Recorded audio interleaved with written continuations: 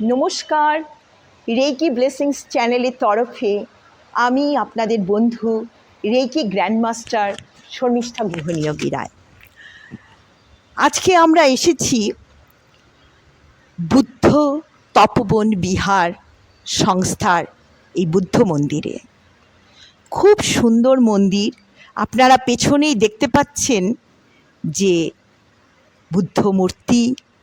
আমি এই বুদ্ধ মূর্তির ভাইবস নিতে আপনাদেরকে সঙ্গে যোগাযোগ করছি এই কারণেই যে আপনারাও এই আশীর্বাদে পুষ্ট হন। কেননা আমরা রেকির সাথে যারা জড়িত বা যারা জড়িত নন, প্রত্যেকেই এই আশীর্বাদের যোগ্য। আমরা মানুষ হয়ে জন্মেছি, এ আমাদের অত্যন্ত পুণ্যলব্ধ জন্ম আমাদের। তাহলে ধরুন, তাহলে বলতে হয় যে বিষ্ণু পুরাণে কী বলা আছে? বিষ্ণু পুরাণে বলা আছে যে আমাদের 84 লক্ষবার জন্ম হয়েছে। জলজা নবলক্ষানি স্থাবরা লক্ষবিংশতি, অর্থাৎ জলজ প্রাণী তারা 9 লক্ষবার তাদের জন্ম হয়। যারা স্থাবর মানে গাছপালা পাহাড়, তাদের 20 লক্ষবার জন্ম হয়। কৃময়া রুদ্র সংখ্যকা অর্থাৎ কীট পতঙ্গ, কৃময়া মানে কীট পতঙ্গ, তারা 11 লক্ষবার তাদের জন্ম হয়। আর পক্ষিণা 10 লক্ষণম অর্থাৎ 10 লক্ষকম, অর্থাৎ কিনা পাখি যারা পাখিরূপে যারা জন্মায় তারা 10 লাখ বার জন্মায়। এবার বলল যে ত্রিলক্ষানি পশব, 30 লক্ষবার পুরুষ জন্ম হয়, পশু জন্ম হয়। 30 লক্ষবার পশু জন্ম হয়। চতুর্লক্ষানি মানবা, মানুষের সব থেকে এদের মধ্যে দেখুন সব থেকে কম জন্ম মানুষের, সেটা হচ্ছে 4 লক্ষবার জন্ম হয়। মনুষ্য জন্ম 4 লক্ষবার হয়।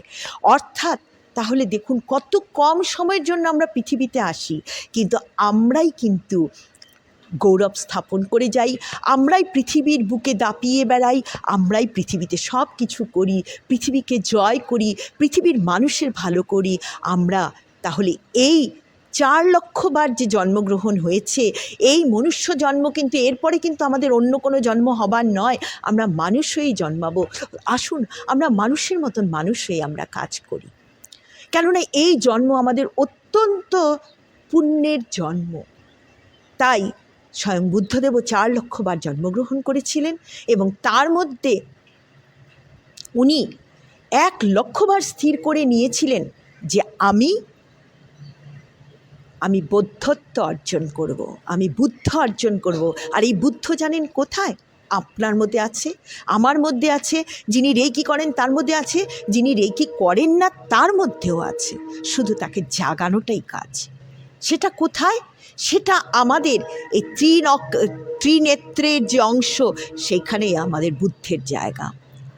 সুতরাং আসুন আমরা সেই জায়গাটাকে আমরা জাগরুক করি, যাতে মানুষ হয়ে মানুষের মতো কাজ করতে পারি।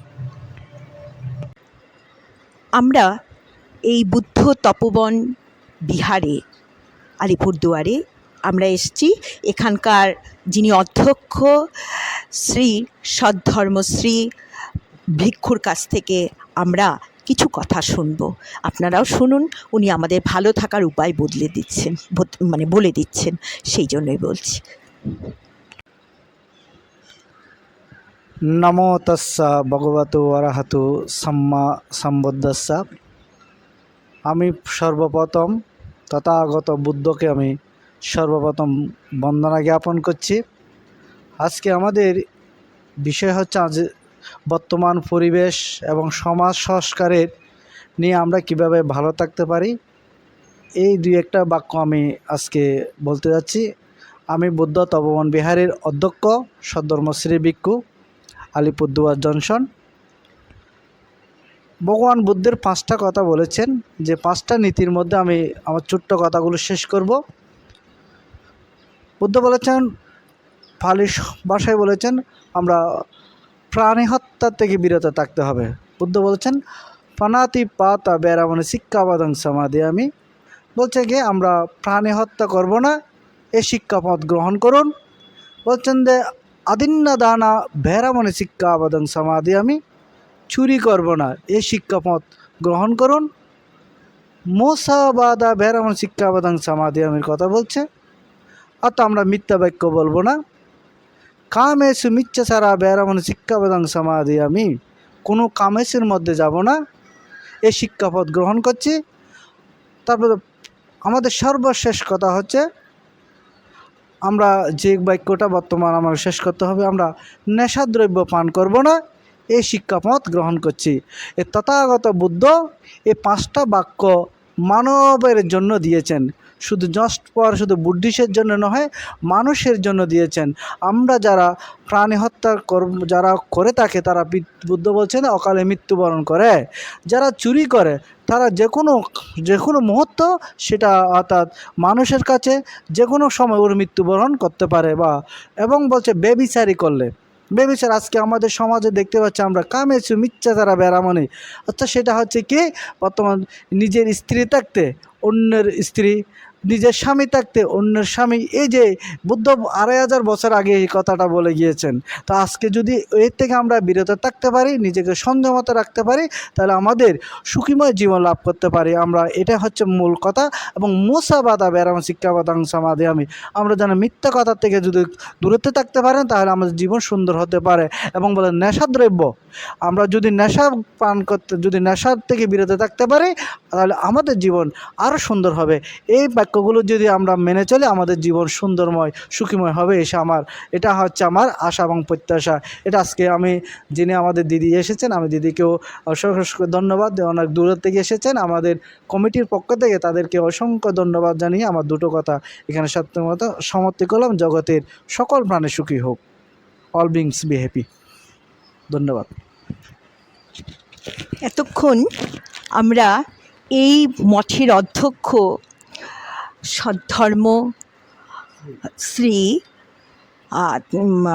ভিক্ষুর মুখ থেকে আমরা কিভাবে ভালো থাকবো, সুস্থ থাকবো, তার কথা উনি কিন্তু বলে দিলেন। আপনারা যতটা পারবেন মেনে চলার চেষ্টা করুন, আমরা যতটা পারবো মেনে চলার চেষ্টা করি। ওনাকে অনেক অনেক ধন্যবাদ এবং সঙ্গে প্রণাম জানাই। এইভাবেই আমাদের উপরে ভগবান বুদ্ধের আশীর্বাদ বর্ষিত হোক। আমরাও যেমন রেকি চ্যানেল, এনারাও তেমনি চ্যানেল। এনাদের আশীর্বাদে আমরা পুষ্ট হই, আমরা ভালো থাকি। আজকে আপনাদের জন্য এই ভাইবসটুকু পাঠিয়ে আপনাদেরকেও আমি কি বলবো, যে আমাদের ভালো থাকা উচিত, এই অর্থে এই ভাইবস পাঠাচ্ছি। নমস্কার। আমরা এখন দাঁড়িয়ে আছি, এই ঘরটাকে কি বলে? এটা বুদ্ধের রুম। এটা বুদ্ধের ঘর বলা হচ্ছে। এইখানে সুমন প্রিয় শ্রমণ এখানে থাকে। সে এই ঘরটার সম্পর্কে একটু বলবে। ইনি হচ্ছে আমাদের প্রথম বুদ্ধ যখন গৃহত্যাগ করেছিল, প্রথমেই পঞ্চবর্গী শিষ্য, প্রথম শিষ্যগুলো, এগুলো হচ্ছে 5টা শিষ্য প্রথম যাদেরকে বুদ্ধ দীক্ষা দিয়েছিল আর কি। এনার জন্য এখানে আমরা পঞ্চবর্গীয় শিষ্য বানানো হয়েছে। এই প্রায় 2 বছর হয়ে গেছে এখন। এটাই এখন এখানেই দর্শনার্থী আর কি সব। এটা হচ্ছে আমাদের বুদ্ধের আগে যেন 27টা বুদ্ধ ছিল, সবার তো নামই লেখা আছে, আমার তো আর এক এক করা বলার দরকার নাই। ইনি হচ্ছে আমাদের লাস্ট বুদ্ধ, ইনি কাশ্যপ বুদ্ধ ছিলেন। ইনি আমাদের লাস্ট গৌতম বুদ্ধ, ইনি আসছিলেন লাস্ট। এনার আগে সব বুদ্ধ ছিলেন, তারপরে ইনি লাস্ট আসলেন। এনার পরে ইনি আমাদের এখন যাকেই আমরা দর্শন করি হচ্ছে আমাদের গৌতম বুদ্ধকেই দর্শন করি 28টা বুদ্ধ থেকে। কিন্তু 28টা বুদ্ধরে পূজা করি, কিন্তু আমরা এনাকে বেশি মানি আর কি, গৌতম বুদ্ধকে। উনি আমাদের এখন 564তম জন্মবার্ষিকী পালন করলাম, বুদ্ধ পূর্ণিমা। এ তো কিছুদিন আগে চলে গেল। ওনার বুদ্ধ পূর্ণিমা, গৃহত্যাগ সব কিছু পালন করা হয়েছে। এতটুকু।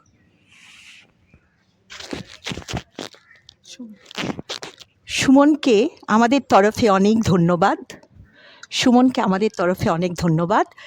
সুমন প্রিয়কে, শুধু সুমন নয়, সুমন প্রিয় এই নামটা আমারও খুব প্রিয়। হ্যাঁ, এত সুন্দর মন, অবশ্যই প্রিয় হওয়ার যোগ্য তারা। হ্যাঁ, সকলেই প্রিয় হওয়ার যোগ্য।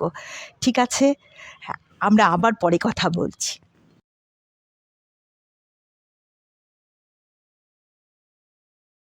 ভগবান বুদ্ধের ভিক্ষামা ছিলেন তাঁর আমা। আমি আপনাদেরকে গ্রিন তারা মন্ত্রটি বলছি, যেই মন্ত্রটি উচ্চারণ করলে মৃত্যু পথযাত্রী পর্যন্ত সুস্থ হয়ে ওঠেন, এটা পরীক্ষিত। সুতরাং আপনারা মন্ত্রটি লিখে নিন। আমি স্ক্রিনের পর্দায় আপনারা দেখতে পাবেন ফুটে উঠেছে, ওম তারে তুত্তারে তুরে সোহা, ওম তারে তুত্তারে তুরে সোহা। এই মন্ত্রটি যে কোনো মুহূর্তে, যে কোনো অবস্থায়, যে কোনো জায়গায় বসে করা যায়, এর জন্য কোনো বাধা নিষেধ নেই। আপনারা এই মন্ত্রটি জপ করলে দেখবেন এর ফল পাবেন। আর রেকি শিখতে আমাদের সঙ্গে যোগাযোগ করুন, রেকি হিলিং পেতে, যে কোনো ধরনের হিলিং পেতে আমাদের সঙ্গে যোগাযোগ করুন। আপনারা ভালো থাকুন, আজ আসছি।